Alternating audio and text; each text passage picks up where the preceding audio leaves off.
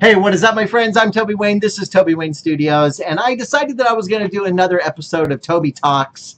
And in this little episode, I wanted to tell this story that I remember as a young kid, and it was pretty creepy. And I always kind of refer to it as the creepy old man and his garden. And when we were young, my mom would take us out to the fields and we would can. She was a big canner, we would can everything, carrots and cucumbers and make pickles, and we would go pick cherries and she would can those. And I mean, we had a whole slew full of different canned goods to get us through the winter. Which I always thought was, it kind of sucked when we were kids because we would have to go out on our summer vacations in the mornings and spend up to the mid afternoons to go canning. And as a young kid, I think I was maybe we canned all my life, but this particular time I want to say I was maybe 6 or 7, 8 maybe. I was old enough to recognize kind of what was going on. And so anyway, one summer, my mom says, "Hey, we're going to go canning." Now, I knew what that meant. We were just me and my brother. She rounded us up, and we decided that we were going to go out to Young's Garden. It was a garden in Roseburg, Oregon, and it was Mr. and Mrs. Young owned it, and they were just the nicest, sweetest older couple. Just incredibly nice people. And we would go out to their garden every summer and pick whatever, and then prepare it for canning. So my mom rounds us up, we drive out, or I think she called ahead of time, and this particular time Young's Garden was closed, and I'm not really sure exactly what happened. I don't know if it was like an irrigation thing, or I don't know if they were just on vacation or what the deal was, but Young's Garden wasn't available. So my mom calls up and finds this other garden. Now, we've never been to this garden, and all of these gardens were on the outskirts of town because of the sheer size of these gardens and farms and stuff. They were way out of town, out in the country. And so anyway, now remember, this was way before cell phones, way before Google Maps and all this good stuff, But I remember we drove out, and it was early, an early weekday morning. It was, I think they opened at 9 or 10 a.m., something like that. So we get out here, and we finally find this old farm. And it was, like I said, one we had never been to before, so it was kind of different. We didn't really know what to expect. And I remember we finally found the sign, that says "you pick," whatever, and there was a sign that, pointed this way. So we drive down this driveway, and this driveway, it felt like it just went on forever. It was the longest driveway I'd ever seen. Easily half a mile. I mean, it was crazy. It just kept going and going and going. And as we were driving down this road, it was gravel and the dust was kicking up. I remember looking out, and we saw this big house. It was like a 3-story house in the distance. And immediately I'm thinking, "Oh, that's a weird house. That's creepy. Like, that's just a huge, creepy house out in the middle of nowhere, It just was giving off a creepy vibe."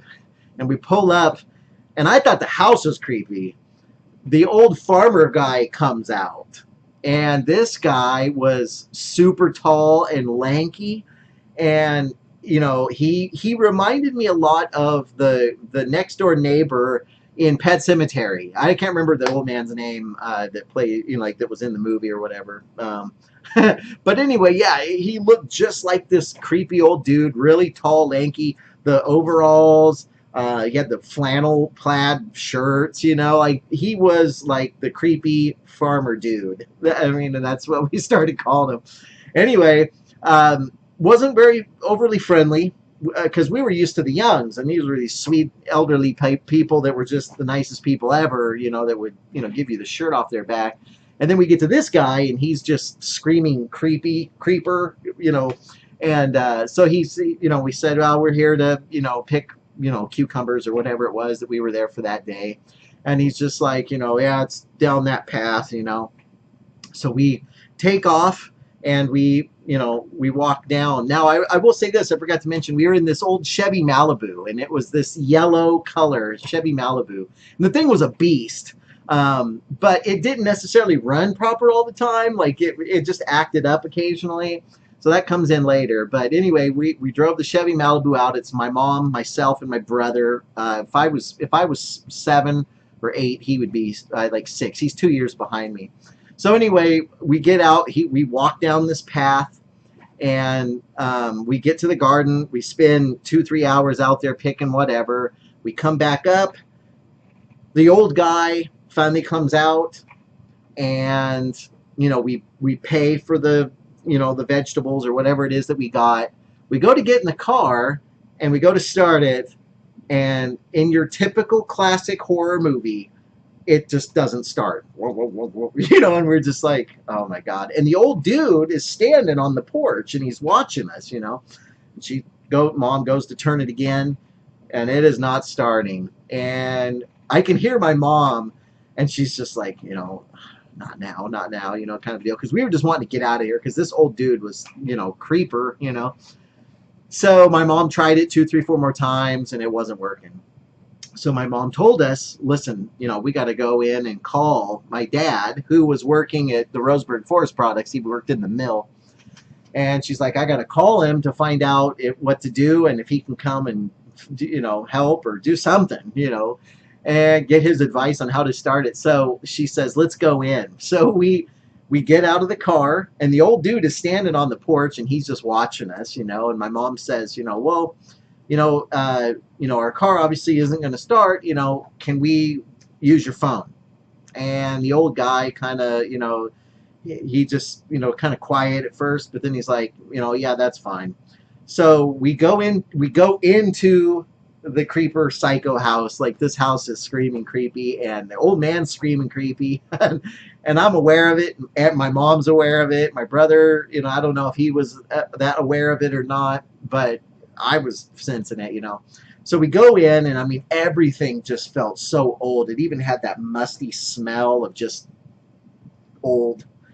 And we're just kind of looking around. Well, the guy says, well, there's the phone there. And honest to God, it was like one of those old rotary phones, where you spin the dial, And so it was interesting because I was watching this. So my mom goes to get the phone. Well, the old man just disappears. He takes off. And my mom calls the mill, and the old man's gone now at this point. I don't know, he just disappears. And so my mom is talking on the phone, and later on my mom would tell me that when she was talking on the phone that she heard another phone pick up, and someone was listening to that call. And of course, who do you think it is? It's the old creeper man, the old creeper farmer. And he's listening in. Like, there's only us and him. And that's it in this creepy old house. And my mom got the creeps. And so she wrapped it up. And just before she was wrapping up, she heard, the phone gently set down on whoever was listening.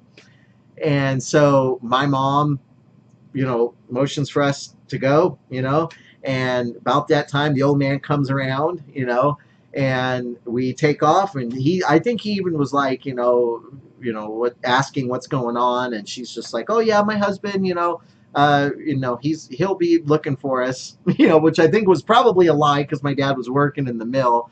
But I remember we bebopped to the car, and we got in, and that old man is standing on that porch watching us.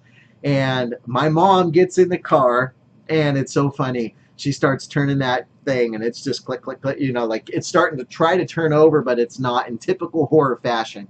And my mom, is pretty religious, and I can remember my mom praying, dear God, please just let this car start, let this car start, let this car start. And it kicked up, and it started, and I remember almost clapping, cheering, And I remember my mom just kicks this thing in reverse, and we back up, and I mean, we take off, and we're taking off now.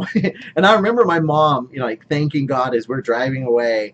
And I remember just turning around and looking back in that rear view, in the mirror window behind us. And I can just remember seeing that house just fading off into the distance, and that old man standing on that porch, and just the smoke, from the the dirt, the kick up from the Chevy Malibu, probably going way faster than he should have, kicking down that dirt road.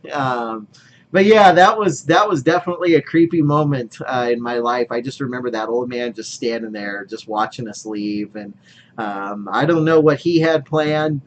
He was just he was a creeper, man, and I'll never forget that as long as I live. Just that creepy old man standing there watching us, you know, and the fact that he actually had the audacity to go and pick up that phone and listen, you know. And I don't know how much he heard or what was said, because my mom never really said what she was saying to my dad. I don't know what was going on there, but I just remember, you know, just that feeling of anxiousness and just that creepiness. So anyway, that's my story of the creepy old man and his garden. And we never did go back. We we either waited for the Young's garden to come back, or we just stopped canning. I don't remember what it was, but it was done. That old creeper man, he fixed that for us. So anyway, thank you guys for checking out this story and for listening today. I truly appreciate you guys. Thank you for all the new subscribers as well. You guys are awesome. So anyway, thank you guys, and I will catch you in the very next video.